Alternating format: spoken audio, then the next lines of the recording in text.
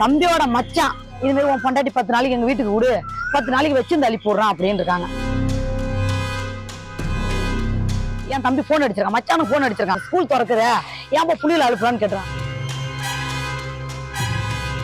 சிவாசலிலேருந்து என் தம்பி பொண்டாட்டி காலேஜ் போட்டு கடலூர் ஜிஹெச்ல குழந்தை இறந்துருச்சு. கடலூர் எங்க தேடி பார்த்தோம், விடிய நாங்க தேடணும். பஸ்ல ஒரே இது எங்க தம்பி புட்டு புள்ளிய வந்து அத்தன்னு கத்துச்சு. புள்ள கத்துனானா போய் நாங்க எல்லாருமே பார்த்தோம்னா புள்ள கையில தொங்குச்சு, தோண்டு போய் இப்படி தொங்குச்சு. கடலூர் மாவட்டம் சிதம்பரம் அருகே உள்ள கேஆரூர் பகுதியைச் சேர்ந்தவர் பாலமுருகன். இவரது மனைவி பச்சையம்மாள். இவர்களுக்கு 2 ஆண் 2 பெண் என 4 பிள்ளைகள் உள்ளனர். இந்நிலையில் பாலமுருகனுக்கு கடந்த மாதம் இதய அறுவை சிகிச்சை செய்யப்பட்டதாக கூறப்படுகிறது. பச்சையம்மாளின் சித்தப்பா மகனான ஜீவா திண்டிவனத்தை சேர்ந்தவர். ஆடூர் கிராமத்திற்கு வந்து பச்சையம்மாள் மற்றும் குழந்தைகளை அழைத்துக் கொண்டு தன் சொந்த ஊருக்கு சென்று அவர் வீட்டில் வைத்துள்ளார்.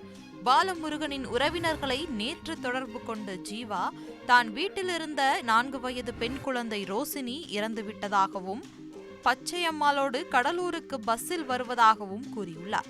ரோசினியின் தாய் பச்சையம்மாள் இறந்த குழந்தையை தூக்கிக் கொண்டு கடலூரில் சுற்றித் திரிந்துள்ளார்.